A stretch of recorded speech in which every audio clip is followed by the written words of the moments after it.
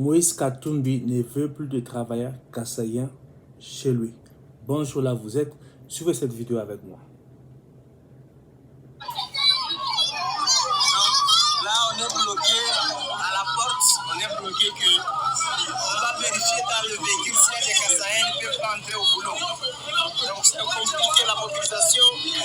Trop bizarre. S'il y a un kassaïen, donc on bloque.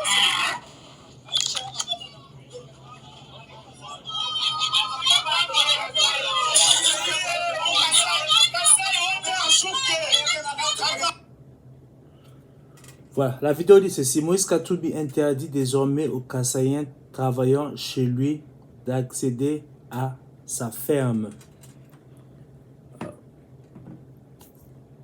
C'est triste que nous puissions vivre de telles choses dans notre pays. Si Moïse Katumbi ne veut plus que les kassaïens travaillent dans sa ferme, et que ferait Fachi de tous les Katangais qui sont dans son cabinet?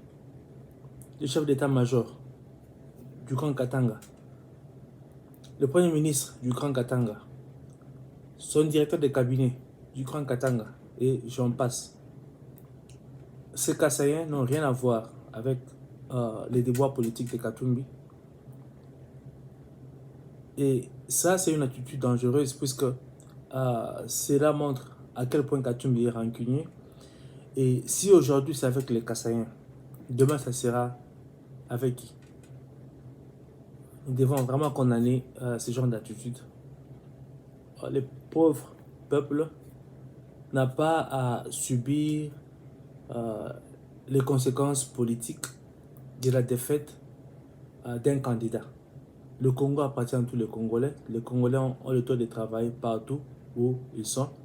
Et un Congolais ne doit pas engager des gens, ne doit pas engager des travailleurs selon leur tribu. Ça, c'est du tribalisme et nous devons combattre cela. Nous devons combattre cela. Nous n'avons pas appris du côté du Kasaï qu'on ait fait tant de mal à nos frères Katangais. Nous ne l'avons pas appris. Donc, mes frères Katangais, vous qui êtes contre le tribalisme, condamnez cela. Condamnez cela. Condamnons le tribalisme d'où qu'il vienne, de n'importe quelle forme qu'il puisse prendre. Nous devons condamner cela. Le Congo appartient aux Congolais. Tous les Congolais ont le droit de vivre et de travailler au Congo, partout où ils sont, sans problème. Donc, nous condamnons cela. Au Conseil des ministres, les ministres qui ont été invalidés par la CENI ont été chassé du conseil des ministres. Fachi avait été déçu que certains membres de son gouvernement se soient comportés comme ils l'ont fait lors des élections. Il avait vraiment été déçu et il leur avait dit qu'il n'allait pas travailler avec les tricheurs lors de son second mandat.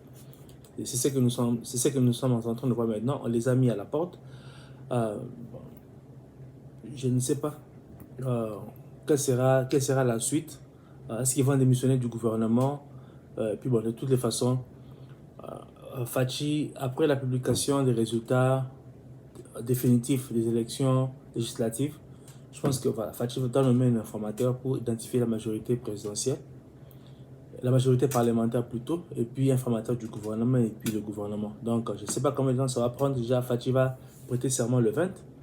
Et vous avez appris, il y a une vidéo qui circule faisant état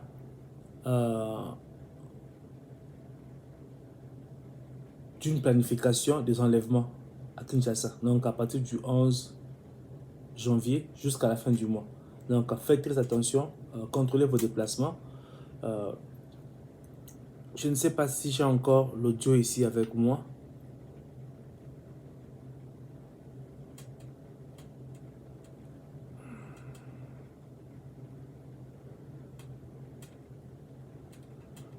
Bon, je ne sais pas. Non, c'est pas ça.